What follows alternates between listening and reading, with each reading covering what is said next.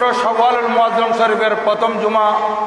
এই মাসটি আরবি ক্যালেন্ডারের 12টি মাসের মধ্যে 10ম মাস।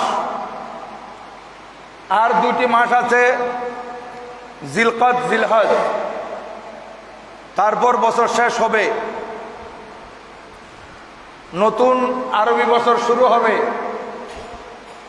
এই শাওয়ালুল মুআজ্জমের মাস থেকে শুরু করে জিলকদ জিলহজ, এই 3টি মাস আল্লাহ সুবহানাহু ওয়া তাআলা হজের মাস বানিয়ে দিয়েছেন। শাওয়াল থেকে হজের মাস শুরু। কোরআনুল কারীমে আছে আল হজ্জু আশহুরুম মালুমাত, হজের নির্দিষ্ট মাস রয়েছে, অর্থাৎ শাওয়াল, জিলকদ, জিলহজ। মাহে রমজানুল মুবারক বিদায় নেওয়ার সাথে সাথে আমাদের কাছে এসেছে হজের মাস। রোজা যেমন ফরজ এবং ইসলামের 5টি স্তম্ভের মধ্যে অন্যতম একটি স্তম্ভ, এবং সাথে সাথে এটা বদনী ইবাদত, শারীরিক ইবাদত। এর পরের শাওয়াল মাস থেকে আমাদেরকে আল্লাহ সুবহানাহু ওয়া তাআলা ইসলামের অন্যতম আরেকটি স্তম্ভ 5টির মধ্যে হজ, যাহা সামর্থ্যবানদের উপর ফরজ, যার মধ্যে রয়েছে বদনী এবং মালি, শারীরিক এবং আর্থিক উভয় ইবাদত। সেই মাস শুরু হয়েছে। আর বিশেষ করে এই শাওয়ালুল মুআজ্জম, এটা বড় বরগুজিদা মাস, এই জন্য এটাকে মুআজ্জম বলা হয়েছে। শাওয়ালুল মুআজ্জম, বুজুর্গ মাস, সম্মানিত মাস, যেহেতু এটা মাহে রমজানুল মুবারকের সাথে মিলানো একটি মাস। আর বিশেষ করে এই মাসের প্রথম দিন রয়েছে ইয়মুল ফিতর, অর্থাৎ ঈদের দিন, ঈদুল ফিতর, এবং এটাকে ইয়মুর রহমত বলা হয়েছে, রহমতের দিন। মাস শাওয়াল, এই শাওয়ালের মাসের মধ্যে আমাদের জন্য 6টি রোজা রয়েছে, যেটা হাদিসে পাকের মধ্যে আমরা পাই। মাহে রমজানুল মুবারকের 30টি রোজা পালন করার পর শাওয়াল মাস যখন আসে, এই শাওয়াল মাসের মধ্যে রয়েছে আমাদের জন্য 6টি রোজা। 30টি রোজার পর ওই 30টি রোজা হচ্ছে ফরজ, আর এই 6টি রোজা হচ্ছে নফল। যদিও এগুলো নফল ইবাদত, এগুলো আমাদেরকে মাহে রমজানুল মুবারকের রোজার কোনো ত্রুটি বিচ্যুতি থাকলে এগুলো রিকভারি করার জন্য এই 6টি নফল রোজা আমাদেরকে দেওয়া হয়েছে। সাথে সাথে এই 6টি নফল রোজা, এগুলার ফজিলত এত বেশি, মাহে রমজানুল মুবারকের 30টি রোজা রাখার পর যদিও বা চাঁদ 29-এ যায়, এটা 29 বলা হয় না, 30 বলা হয়, কারণ 29-এ দেখা গেল চাঁদ, তারপরেও সওয়াব দেওয়া হবে 30 দিন। এই কারণে আমরা 30 রোজা বলি সব সময়। এই 30টি রোজা আদায় করার পর শাওয়াল মাসে যখন আমরা 6টি রোজা পালন করব, এই 6টি নফল রোজার কারণে ওই মাহে রমজানুল মুবারকের 30 রোজা সহ সারা বছর আমরা যে রোজা পালন করছি, এইটাই আমাদের আমলনামার মধ্যে লিপিবদ্ধ করা হবে, মাত্র 6টি রোজার কারণে। এই 6টি রোজা, এগুলো এত বেশি গুরুত্বপূর্ণ, কারণ বছরে 365 দিন, 365 দিনের মধ্যে 5 দিন রোজা রাখা হারাম, 5 দিন রোজা রাখা যাবে না। 2 ঈদের 2 দিন এবং কোরবানি ঈদের পরপর 3 দিন, এই 5টি দিন আমরা রোজা রাখবো না, শরীয়তের মধ্যে নিষেধ। বাকি 360 দিন রয়েছে।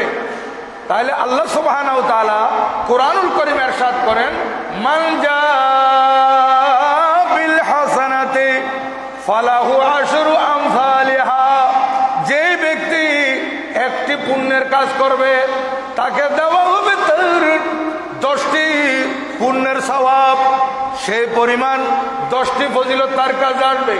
একটি রোজা রাখলে কমপক্ষে 10টি রোজার রাখার মতো সমান স্বভাব পাওয়া যাবে।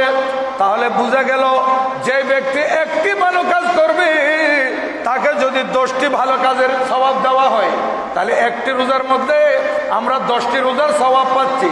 তাহলে 30টি রোজার মধ্যে 30 10 300। আমরা মাহে রমজানের মুবারকে 30টি রোজা রেখে 300 দিন রোজা রাখার মতো হয়ে গেলাম। রোজা রাখলাম 30 দিন, কিন্তু 30 দিন রোজা রেখে এক রোজায় 10 গুণ করে আল্লাহ পাক যখন স্বভাব বর্ধিত করতেছেন, তাহলে আমরা 300 দিন রোজা রাখার ফজিলত পেয়ে গেলাম। বাকি রয়েছে 60 দিন। এই 60 দিন আমরা যদি শাওয়াল মাসে 6 রোজা রাখি, সেখানে 6টির মধ্যে 6 10 60, তাহলে 360 হয়ে গেল। আমরা রোজা রাখবো রমজান শরীফের 1 মাস, শাওয়ালের 6 দিন। এই 36 রোজায় আমাদেরকে সারা বছর রোজাদার হিসেবে গণ্য করা হবে আল্লাহর দরবারে। কত বড় ফজিলতের ব্যাপার! আমার নবী ইরশাদ করেন, মান সামা রমাদানা ওয়া আতবাহু বিসিত্তাতিন মিন শাওয়াল ফাকান্নামা সামা দাহর কুল্লাহু আও কামা ক্বালা আলাইহিস সালাম। এটা বিভিন্নভাবে রওয়ায়াতে এসেছে। বলা হচ্ছে যে ব্যক্তি রমজান শরীফের রোজা রাখার পর শাওয়ালের 6 রোজা রাখবে, সে যেন সারা বছর রোজা পালন করছে। তাহলে এই 6 রোজা এটা আপনারা ধারাবাহিক রাখতে পারেন, গ্যাপ দিয়েও রাখতে পারেন। প্রতি সোমবার বৃহস্পতিবারে রাখতে পারেন, সোমবার বৃহস্পতিবার, সোমবার বৃহস্পতিবার, এইভাবে 6 রোজা আপনারা এটা লাগাতার কাজ থাকলে নিয়মিত করতে পারেন, অথবা গ্যাপ দিয়েও পারেন। এই মাসের ভিতর হতে হবে 6 রোজা, অনেক বেশি ফজিলত। আর এই মাহে রমজানের মোবারক আমাদের মাঝে যে এসেছিল, এসে আবার বিদায় নিয়েছে। এই মাস আগামী চন্দ্র বছরে আবার আসবে, এর পরের বছর আবার আসবে, এর পরের বছর আবার আসবে, কিয়ামতের আগ পর্যন্ত এই মাহে রমজানের মুবারক আল্লাহর বান্দাদের কাছে ঘুরে ঘুরে আসবে। কিন্তু জানি না আমি থাকবো না আপনি থাকবেন। আমি এবং আপনার থাকার কোনো নিশ্চয়তা নেই। বিগত বছর আমাদের মাঝে রোজা রেখেছিল, কিন্তু এই বছর রোজার আগে আগে বিদায় নিয়েছে, এরকম অনেক আল্লাহর বান্দা রয়েছে। তাহলে আমি এবং আপনার থাকার কোনো গ্যারান্টি নাই, কিন্তু আল্লাহর দরবার থেকে মাহে রমজানের মোবারক আল্লাহর বান্দাদের কাছে আসতেই থাকবে।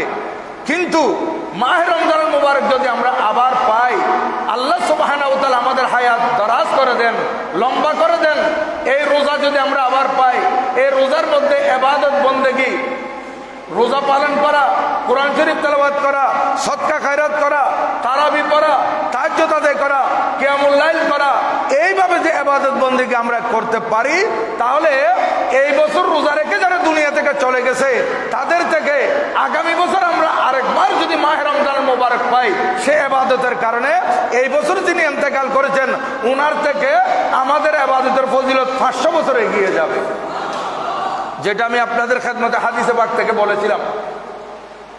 তাহলে এই রোজার মাস পাওয়া এটা কত বড় বরকতের। আর এই রোজার মাসের মধ্যে আমরা ইবাদত বন্দি করেছিলাম। রোজার মাসে পঞ্জেগারা নামাজ জামাত সহকারে পড়েছিলাম। ফজরের নামাজে মসজিদ পরিপূর্ণ ছিল, ফজরের নামাজে জুমার মুসল্লি ছিল রোজার মাস। কিন্তু মাহে রমজানের মোবারক বিদায় নেওয়ার সাথে সাথে মনে হচ্ছে অনেকের কাছে যে নামাজের জন্য ছুটি পেয়ে গেছে, নামাজ আর লাগবে না, রোজা 1 মাস নামাজ পড়েছে, ওনার আমল নামা পরিপূর্ণ হয়ে গেছে, এইরকম অনেকে মনে করে। নতুবা এই যে আগের দিন মাহে রমজানের মোবারকের শেষ রোজার ফজরের নামাজে নিচতলা দ্বিতীয় তলা বাইরে পরিপূর্ণ, কিন্তু রোজার মাস বিদায় দেওয়ার সাথে সাথে যে রাতকে 5 রাতের 1 রাত বলা হয়েছে, ওই রাতের ফজরের মধ্যেও মুসল্লি অনেক কমে গেছে। তাহলে আমরা ইবাদতের গুরুত্বটা বুঝতে পারি নাই। আমরা মনে করছি মাহে রমজানের মোবারক 1 মাস ইবাদত করব, 11 মাস ছুটি পেয়ে যাব। নয়, আমার নবীজি হাদিসে পাকের মধ্যে ইরশাদ করেন, আহাব্বুল আমালে ইলাল্লাহি আদওয়ামুহা ওয়া ইন ক্বাল্লা। আল্লাহ তাআলার কাছে সবচাইতে প্রিয় আমল হচ্ছে সেটা কন্টিনিউ করা, ধারাবাহিকভাবে চালিয়ে যাওয়া, ওয়াইন কল্লা, যদিও বা কম হয়। এবাদত আমরা ধারাবাহিকভাবে চালিয়ে যাব, যদিও বা এবাদতের পরিমাণ কম হয়। শুধু ফরজ নামাজ পড়তেছি, সুন্নতে মুআক্কাদা পড়তেছি, 5 ওয়াক্ত নামাজ পড়তেছি, বাকি পড়তেছি না। এই 5 ওয়াক্ত নামাজ যদি আপনি কন্টিনিউ করতে পারেন, এটা আল্লাহর কাছে আপনার এই আমলটা অনেক প্রিয়। নিয়মিত করা আহাব্বুল আমালে আদওয়ামুহা, আল্লাহর কাছে সবচেয়ে প্রিয় আমল হচ্ছে যেটা সব সময় করা হয়। আপনি আর আমি যদি শাওয়াল মাসের মধ্যে এভাবে পঞ্জেগারে নামাজ আদায় না করি, মাহে রমজান মুবারকের যেভাবে ধারাবাহিকতা রক্ষা করেছিলাম সেটা যদি বজায় না রাখি, তাহলে আমরা অনেক পিছিয়ে যাব, আমরা অনেক ক্ষতিগ্রস্ত হব। মাহে রমজান মুবারকে বেশি করেছিলাম, সে রমজান মুবারকে নিয়মিত অনেকে তাহাজ্জুদের নামাজ পড়েছে, আলহামদুলিল্লাহ, কিয়ামুল লাইল করেছে, এই মাহে রমজান মুবারকে তারাবি আদায় করেছে। কিন্তু বাকি রমজান মাসের পর তার তারাবি আপনাকে আদায় করতে হচ্ছে না, শুধু এশারের নামাজ পড়তে হচ্ছে। তাহলে সে এশারের নামাজ আপনি কন্টিনিউ করেন। আর যে বন্দা ফজরের নামাজ জামাত সহকারে আদায় করতে পারবে, ওই বন্দার জন্য বাকি নামাজগুলো আদায় করা আল্লাহ পাক সহজ করে দেয়। ফজরের নামাজ আদায় করতে পারলে জামাত সহকারে আপনার জন্য বাকি নামাজ সহজ হয়ে যাবে। আর আপনি যদি ফজরের নামাজ আদায় করে মাঝখানে জোহর আগ পর্যন্ত বিভিন্ন কাজে কারবারে বিরত লেগে থাকেন, তারপরে জোহরের নামাজে আসছেন, আপনাকে মনে করতে হবে আল্লাহ সুবহানাহু ওয়া তাআলা আমাকে জোহরের নামাজের যখন সুযোগ করে দিয়েছেন, তাহলে আমি নিশ্চিত বুঝতে পারতেছি আমার আল্লাহ আমার থেকে ফজরের নামাজ কবুল করে নিয়েছেন। ফজরের নামাজ যদি কবুল না হতো, তাহলে আমাকে জোহরের নামাজের তৌফিক দিতেন না। বুঝতে হবে আপনার রমজান মাসের ইবাদত এগুলো আল্লাহর কাছে কবুল হয়েছে, যার কারণে আল্লাহ পাক শাওয়াল মাসে আপনাকে ইবাদতের তৌফিক দিয়েছেন। আপনি শাওয়াল মাসে ফজরের নামাজ জামাতে পড়েছেন, শাওয়াল মাসে আপনি জোহরের নামাজ জামাত সহকারে আদায় করছেন, আসর মাগরিব এশা আপনি জামাত সহকারে আদায় করতেছেন। আপনাকে বুঝতে হবে নিশ্চয় আমার আল্লাহ আমার প্রতি খুশি হয়েছেন, আমার ইবাদত বন্দেগী কবুল করেছেন। মাহে রমজানুল মুবারকের আমার রিয়াজত সাজানা আল্লাহর দরবারে কবুল হয়েছে, এটার প্রমাণ যে আল্লাহ পাক আমাকে শাওয়াল মাসে ইবাদত করার তৌফিক দিয়েছেন। রমজানুল মুবারকে অনেকে এত বেশি জজবার মধ্যে থাকেন, যেটা রমজান শরীফের মাস, আমি কোরআন খতম দেব, 1 খতম নয়, 2 খতম নয়, 3, 4, 5 খতম পর্যন্ত দিয়ে দেয়। কিন্তু রমজান শরীফ যাওয়ার পর কোরআন শরীফটা এমন ভাবে বন্ধ করে উপরে রেখে দিয়েছে 11 মাস, আর কোনো খবর নাই। এরকম নয়। আহাব্বুল আমালি ইলাল্লাহি আদওয়ামুহা ওয়া ইন কাল্লা। আপনি রমজান শরীফে 3 খতম দিয়েছেন, অন্যান্য মাসে 1 খতম দেন, 1 খতম দেন, অথবা 2 মাসে মিলে 1 খতম দেন। তাহলে কম হলো, পরিমাণে কম হলেও এটা যখন আপনি নিয়মিত করতেছেন, এটা আল্লাহর কাছে পছন্দনীয় ইবাদত। এবং আরেকটা হাদিসে পাক আছে, আল্লাহর নবী ইরশাদ করেন, আল্লাহ পাক সুবহানাহু ওয়া তাআলা যদি কোনো বান্দার ব্যাপারে, আল্লাহর কোনো মখলুকের মধ্যে, আল্লাহর সৃষ্টির মধ্যে আল্লাহর কোনো বান্দার ব্যাপারে আমার আল্লাহ যদি মঙ্গল কামনা করেন, ওই বান্দাকে ভালো কাজের তৌফিক দেন। এটা হাদিসে পাক। যদি কোনো বন্দার প্রতি আমার আল্লাহর কুদরতের অন্তরে তার বন্দার ভালোই ইচ্ছা, তখন আল্লাহ পাক ওই বন্দাকে ভালো কাজ করার, ভালো আমল করার, নিয়মিত নামাজ পড়ার, এই রমজান শরীফের ফরজ রোজা যাওয়ার পরও এই বন্দা অন্যান্য মাসে নফল রোজা করতেছে। তাহলে আল্লাহ পাক ওকে নফল রোজার তৌফিক কেন দিয়েছেন? যেহেতু আল্লাহ পাক তাকে ভালোবাসেন। এজন্য আমাদেরকে বুঝতে হবে আমরা যাতে আল্লাহর দরবারে যে ইবাদতের ধারাবাহিকতাটা রক্ষা করতে পারি। কমপক্ষে 5 ওয়াক্ত নামাজ, কারণ নামাজ শুধু রমজান শরীফ ফরজ নয়, পুরো বছরই তো নামাজ ফরজ, প্রতিদিন 5 ওয়াক্ত নামাজ ফরজ। এই নামাজের মধ্যে যদি আমরা অবহেলা করি, নামাজের মধ্যে যদি আমরা সুস্তি করি, তাহলে আমার আল্লাহ কি বলতেছেন? ফাওয়াইলুল লিল মুসাল্লিন আল্লাযিনা হুম আন সালাতিহিম সাহুন। যারা নামাজকে ভুলে বসে, যারা নামাজের ব্যাপারে অলসতা করে, যারা নামাজের ব্যাপারে কার্পণ্যতা করে, এই সমস্ত মুসল্লি, এদের জন্য ওয়াইল বলা হয়েছে, খারাপি। এরা ক্ষতিগ্রস্ত, এরা জাহান্নামে যাবে। শুধু তাই নয়, যারা নামাজ নিয়মিত আদায় করবে না, নামাজের ব্যাপারে সুস্তি করবে, অলসতা করবে। আল্লাহর নবী যে হাদিসে পাক ইরশাদ করেন, ওই নামাজের ব্যাপারে সুস্তি করনেওয়ালা অলস ব্যক্তি নামাজকে ঠিকভাবে যে আদায় করবে না, তার হাসর হবে নমরুদ, ফেরআউন, বুখতানসর, নমরুদের সাথে, হামানের সাথে, উমাইয়া ইবনে খলফের সাথে, এই ধরনের বড় বড় কাফেরদের সাথে তার হাসর হবে।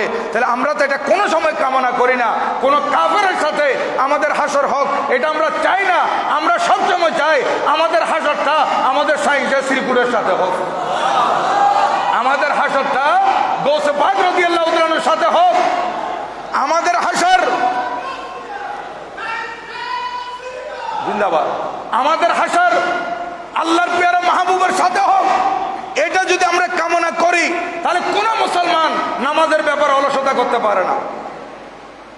আপনি যদি নামাজ ঠিকভাবে আদায় করেন, পঞ্জেগানে নামাজ জামাত সহকারে আদায় করেন, মাহে রমজান মোবারক যাওয়ার পরও ধারাবাহিকতা রক্ষা করেন, আপনার হাসর সালেহিনদের সাথে হবে, সিদ্দিকিনদের সাথে হবে, ওলিগণের সাথে হবে, নবীগণের সাথে হবে।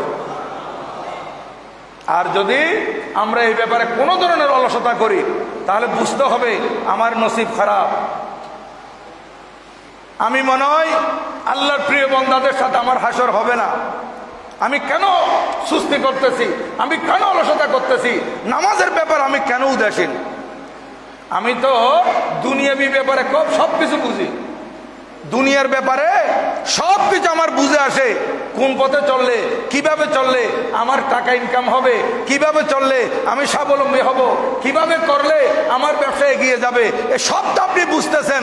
কিন্তু শরীয়তের ব্যাপার যখন আসছে, ইসলামী রীতিনীতির ব্যাপার যখন আসছে, আল্লাহর পক্ষ থেকে আল্লাহর মাহবুব নবীর মাধ্যমে যে ইবাদত আমাদেরকে দিয়েছেন, এটার ব্যাপারে আমরা কেন বুঝি না? কেন এটার ব্যাপারে অলসতা করি? আপনার কাছে এই খেয়াল যদি আসে যে আরে আমি যদি নামাজের ব্যাপারে সুস্থি করি, তাহলে ফেরআউনের সাথে আমার হাসর হবে, ফেরআউনের সাথে যদি আমার হাসর হয়, আমার কোন দুর্গতি হবে? ফেরআউন তো জাহান্নামী, তাহলে আমাকেও জাহান্নামে যেতে হবে। তাই আমরা এই নামাজের ব্যাপারে কোনো ধরনের অবহেলা করব না, কোনো ধরনের অলসতা করব না। কারণ আমরা বুঝতে পারি যে ঈমানের পরে মুসলমানদের জন্য সর্বপ্রথম যে ইবাদতটি, সেটি হচ্ছে নামাজ। ঈমানদারের জন্য ঈমান আনয়ন করার পর সর্বপ্রথম ইবাদত কি? নামাজ। এই নামাজ ইসলামের 5টি স্তম্ভের মধ্যে কলেমার পরে নামাজের স্থান, 2 নম্বরে নামাজের স্থান। আপনি কলমা পরে মুসলমান হয়েছেন, তারপর আপনার উপর নামাজ ফরজ হয়ে গেছে। এই 5 ওয়াক্ত নামাজ, এটা আমার নবীজি কিভাবে আদায় করেছেন, সাহাবায়ে কেরাম কিভাবে আদায় করেছেন, আজকে যুদ্ধের ময়দানে পর্যন্ত নামাজ মাপ নাই। যুদ্ধের ময়দানে নামাজের নিয়ম ভিন্ন, এই যুদ্ধের ময়দানে পর্যন্ত নামাজ ফরজ, বাদ যায় নাই। आ गया आईने लड़ा ई में अगर वक्त नमाज। डॉक्टर इकबाल रहमतुल्लाह अलैह बोलें, आ गया आईने लड़ा ई में अगर वक्त नमाज, केबला रो के जमी बूस हुई को मेहजाज। বলতেছে নামাজ রক্ত যখন এসে গেছে, লড়াইয়ের ময়দানে, যুদ্ধের ময়দানে, এরা যুদ্ধের ময়দানে শত্রুমুখী একদল থেকে আরেক দল নামাজে চলে আসছে। এরা নামাজ পড়ে চলে গেছে, শত্রুমুখী হয়েছে। যারা পূর্বে শত্রুমুখী ছিল, তারা আবার নামাজে চলে আসছে, যুদ্ধের নামাজ। তাহলে এখানে নামাজের ব্যাপারে কোনো ধরনের সুস্তি করা যাবে না, অলসতা করা যাবে না। আমি আমার যুবক ভাইদেরকে বলবো, এটা বড় ফিতনার যুগ, এটা বড় ফাসাদের যুগ। আমার যুবক ভাইয়েরা, যেভাবে ফজরের নামাজ আপনারা আদায় করেছিলেন রমজান শরীফে, চলে আসেন মসজিদে শাওয়াল মাসে, মসজিদে চলে আসেন জিলহজ মাসে, মসজিদে চলে আসেন জিলকদ মাসে, মসজিদে চলে আসেন বাকি 11 মাস। তাহলে বুঝতে পারবেন আপনার রোজার ইবাদত কবুল হয়েছে। কারণ আমার আল্লাহ কোরআনুল কারীমে কি ইরশাদ করেছেন, লাআল্লাকুম তাত্তাকুন। রোজা তোমাদের উপর ফরজ করা হয়েছে, যেমনি তোমাদের পূর্ববর্তীদের উপর ফরজ করা হয়েছিল। কেন? যাতে করে তোমরা মুত্তাকি হও, যাতে করে তোমরা পরহেজগার হও, তোমাদের ভিতর তাকওয়া আসুক, তোমাদের ভিতর খোদাভীরুতা আসুক। এই জন্য রোজা ফরজ করা হয়েছে। দেখেন রোজার টাইমে পেটের মধ্যে প্রচন্ড খিদে, সামনে খানা থাকার পরও রকমারি আইটেমের খানা সামনে আছে, তারপরও মুখে দিচ্ছে না কেন? ওই আল্লাহর ভয়ে। তাহলে আপনি আল্লাহর ভয়ে পেটে খিদে থাকার পরও সামনে খানা আছে, মাগরিবের আজান হওয়ার আগ পর্যন্ত, সাইলেন্ট বেজে ওঠার আগ পর্যন্ত, ইফতারের সময় হওয়ার আগ পর্যন্ত আপনি একটা দানা মুখে দিচ্ছেন না আল্লাহকে ভয় করে, তাহলে সেই তাকওয়া আপনার ভিতরে যদি অর্জিত হয় তাহলে আপনাকে নামাজ অবশ্যই আদায় করতে হবে এই তাকওয়ার কারণে। আমি বিশেষ করে যুবক ভাইদেরকে বলবো, এখন আপনাদের জন্য ইবাদতের মুখ্যম সময়। আমার আল্লাহ বলেন ওয়াবুদ রাব্বাকা, আমি যে আয়াত তেলাওয়াত করেছি এটা হচ্ছে 14তম পারা, সূরা নম্বর 15, পারা 14, আয়াত নম্বর 99। এটা হচ্ছে সূরা হিজরের একেবারে শেষ আয়াত। ওয়াবুদ রাব্বাকা হাত্তা ইয়াতিয়াকাল ইয়াকিন, তুমি তোমার কাছে মৃত্যু আসা পর্যন্ত তুমি আল্লাহর ইবাদত করে যাও। এটা আমার আল্লাহ নিজে বলতেছেন, ওয়াবুদ রাব্বাকা, তুমি তোমার প্রভুর ইবাদতে নিমগ্ন থাকো, তুমি তোমার প্রভুর ইবাদত করো, হাত্তা ইয়াতিয়াকাল ইয়াকিন। এখানে ইয়াকিন হচ্ছে নিশ্চিত বিশ্বাস, কিন্তু এখানে বিশ্বাস নয়, এখানে ইয়াকিন মানে হচ্ছে মৃত্যু। তোমার মৃত্যু আসা পর্যন্ত তুমি ইবাদত করে যাও আল্লাহর ইবাদতের জন্য ধারাবাহিকতা রক্ষা করে যাও। এটা আমার আল্লাহ বলতেছেন ইবাদতের ধারাবাহিকতা রক্ষা করার জন্য। কিন্তু আমরা এখানে সুস্তি করি, অলসতা করি। যুবক ভাইয়েরা চাইলে ফজরের নামাজে চলে আসতে পারে, একটু অলসতা, যখন আপনার ফজরের নামাজে মন টানবে না আপনি ইস্তেগফার করে আল্লাহু আকবার বলে বসে যান, শয়তান আপনাকে আর ধোঁকা দিতে পারবে না। আপনি মসজিদে চলে আসেন, আপনি যদি উজু কালাম করে ফারেক হয়ে মসজিদে চলে আসেন, বুঝতে পারবেন আপনি শয়তানকে একটা চড় লাগিয়ে দিয়েছেন, শয়তান ফেল মেরেছে, শয়তান আপনাকে ধোঁকা দিতে পারে নাই। আর যদি আপনি ফজরের নামাজে না আসেন, বিছানায় শুয়ে থাকেন, তাহলে বুঝে নিতে হবে আপনাকে শয়তান বশ করেছে, শয়তান আপনার উপর প্রাধান্য পেয়েছে, শয়তান আপনার উপর গালেব হয়েছে। আপনি শয়তানকে পরাজিত করতে পারেন নাই, বরং শয়তান আপনাকে পরাজিত করে দিয়েছে। কেন আপনি শয়তানের ধোঁকায় পড়বেন? চলে আসেন মসজিদে, ফজরের নামাজে মসজিদ ভরপুর করে দেন, দেখবেন আল্লাহর রহমত জোরে জোরে পড়বে। আপনার প্রত্যেকটা কাজের মধ্যে আপনি সফল কাম হবেন, প্রত্যেকটা দিক থেকে আপনি লাভবান হবেন। আপনি মাটি ধরলে স্বর্ণ হবে যদি আল্লাহর ইবাদত আপনি ঠিকভাবে করেন, কারণ এই ধন দৌলত দেওয়ার মালিক হচ্ছেন আল্লাহ সুবহানাহু ওয়া তাআলা। আল্লাহ পাক আপনার উপর খুশি হলে আমার নবীজির উসিলায় আল্লাহ পাক আপনাকে অনেক কিছু দিবে, যেটাই চাইবেন। এবং প্রতিদিন যুবকেরা যদি ইবাদত বন্দেগী ঠিকভাবে করে, এই ইবাদত বন্দেগী কন্টিনিউ করার কারণে, ইবাদত বন্দেগীর ধারাবাহিকতা রক্ষা করার কারণে আল্লাহর বান্দা কিরকম হবে দেখা যাচ্ছে। এই আল্লাহর বান্দা ইবাদতের ধারাবাহিকতা রক্ষা করার কারণে এই বান্দা মুস্তাজাবুদ দাওয়াত পর্যন্ত হয়ে যেতে পারে। মুস্তাজাবুদ দাওয়াত অর্থাৎ আপনি যুবক, আপনি ইবাদতের ধারাবাহিকতা রক্ষা করার কারণে দোয়া আপনার কবুল হয়ে যাবে, আল্লাহর দরবারে দোয়া কবুল হয়ে যাবে। শুধু তাই নয়, ইবাদতের ধারাবাহিকতা রক্ষা করার কারণে আল্লাহ সুবহানাহু ওয়া তাআলা আপনাকে এমনভাবে করতে পারে, আল্লাহ সুবহানাহু ওয়া তাআলা আপনাকে, যে আপনি ইবাদত করতেছেন, আপনি মুস্তাজাবুদ দাওয়াত হয়ে গেছেন, এবং সাথে সাথে আপনি আপনার চেহারার মধ্যে নামাজ ঠিকভাবে আদায় করার কারণে নূর এসে গেছে, আপনার চেহারা নূরানি হবে নামাজি বান্দাদের। এবং এই নামাজ আপনার জন্য কবরের মধ্যে আলো হবে, কবরের ভিতর আপনার জন্য এটা আলো হবে, আলোক বর্তিকা হবে। এই অন্ধকার কবরে যে আপনার 3.5 হাত জায়গার মধ্যে ছোট্ট একটা জায়গা আপনাকে যে দাফন করে দিল, সেই অন্ধকার জগৎ আপনি কেমনে থাকবেন?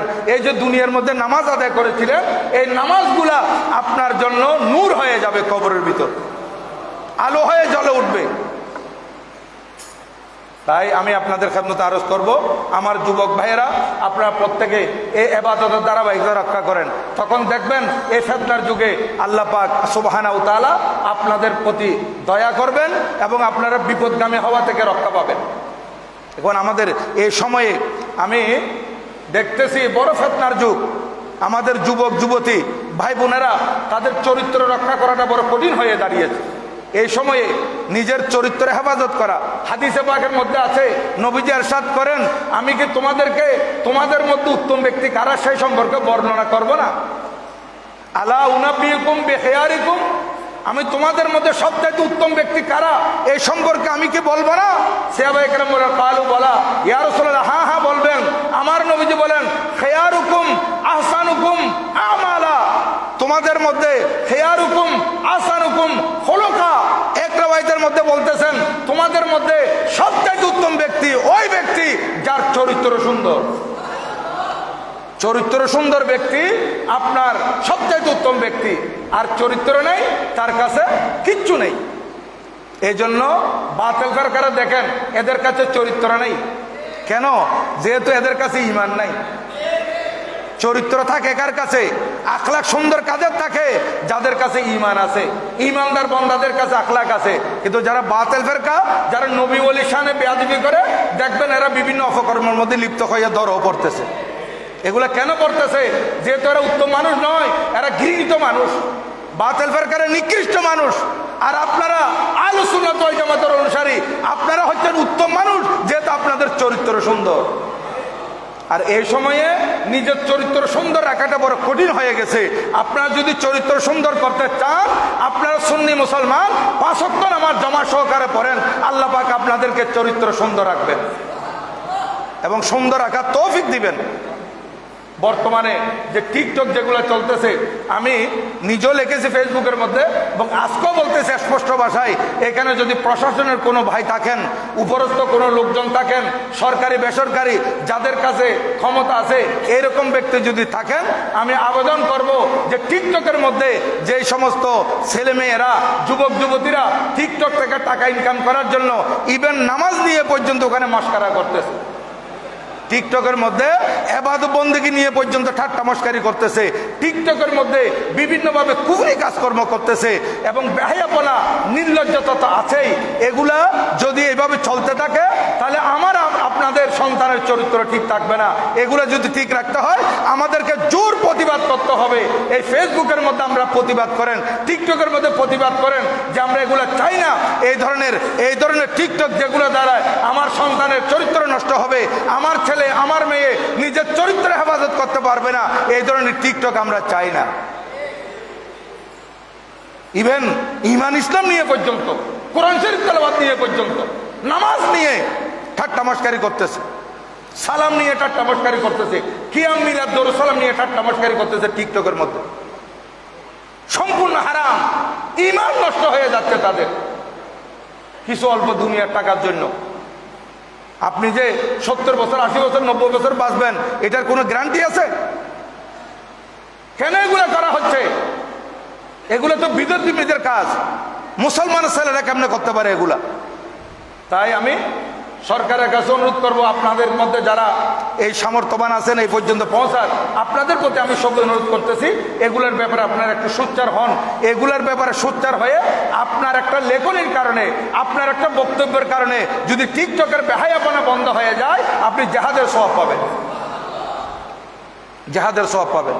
কারণ আমার নবী ইরশাদ করেন যে সময় ফসাদের যুগ, চতুর্দিকে ফসাদ চলতেছে, এগুলো ফসাদ। এই টিকটকের মধ্যে যেগুলো চলতেছে এগুলো হচ্ছে ফসাদ। এই ফসাদের যুগে যদি কেউ মান তামাসসাকা বেসুন্নতি আন্দা ফাসাদ উম্মতি, আমার নবীজি ইরশাদ করেন যে ব্যক্তি ফসাদের যুগে, টিকটকের বেহায়াপনার যুগে, ঈমান ইসলাম বিধ্বংসী কর্মকাণ্ড চলতেছে এমন যুগে, যে ব্যক্তি আমি নবীজির সুন্নতকে আঁকড়ে ধরে রাখতে পারবে, ফালাহু আজরু মিয়াতে শহীদ, আল্লাহ পাক সুবহানাহু ওয়া তাআলা তাকে 100 শহীদের সওয়াব দিবে। 100 শহীদের সওয়াব পাবেন যদি আপনি সুন্নত ধরে রাখতে পারেন। মনে করেন দাড়ি এটা সুন্নত, আপনি যুবক, আপনার দাড়ি আছে কিন্তু আপনি দাড়ি রাখতেছেন না, আপনার বন্ধু বান্ধবরা টিটকারি করবে, এই জন্য নয়। বন্ধু বান্ধব টিটকারি করুক, কেউ আপনাকে কি বলছে না বলছে এগুলোর দিকে খেয়াল না করে আপনি যদি বলেন দাড়ি এটা পুরুষের কাছে আছে, মহিলারা চাইলেও তো তাদের কাছে দাড়ি আসতেছে না, তাহলে আমার আল্লাহ যখন আমাকে দাড়ি দিয়েছেন তাহলে এই দাড়িটা আমার নবীজির সুন্নত হিসেবে আমি রেখে দিলাম। তাহলে যে সময় দাড়ি রাখলে বন্ধু বান্ধবরা বিভিন্নভাবে তিরস্কার করতেছে, সেই সময় বন্ধু বান্ধবের তিরস্কার উপেক্ষা করে আপনি আমার নবীজির সুন্নত হিসেবে যদি খেয়াল করে দাড়ি রাখেন, 100 শহীদের সওয়াব আপনি পাবেন। কোন মহিলা বোরকা পরে যাচ্ছে, পর্দানসীন হয়ে যাচ্ছে, বান্ধবীরা তাকে বিভিন্নভাবে মস্কারি করতেছে, ইয়ারকি করতেছে, ঠাট্টা করতেছে, তাকে নিয়ে উপহাস করতেছে। আর সেই সময় এই মহিলা যদি বলে তোমরা যাই বলো পর্দা ফরজ, আমি পর্দা করবই, তাহলে বান্ধবীদের উপহাস উপেক্ষা করে, ঠাট্টামস্কার উপেক্ষা করে কে কি বলছে সেগুলা না দেখে আল্লাহর পক্ষ থেকে নারীদের জন্য নামাজ যেমন ফরজ করা হয়েছে, পর্দাও তাদের জন্য ফরজ, এই খেয়াল করে যদি নারী সবসময় পর্দার ভিতর থাকে, এই ফাসাদের যুগে ওই নারী 100 শহীদের সওয়াব পাবে। আল্লাহ পাক সুবহানাহু ওয়া তাআলা আমাদেরকে আমল করার তৌফিক দান করুন। সবাই বলুন আমিন। ওয়া মা আলাইনা ইল্লাল বালাগ। একটা সুসংবাদ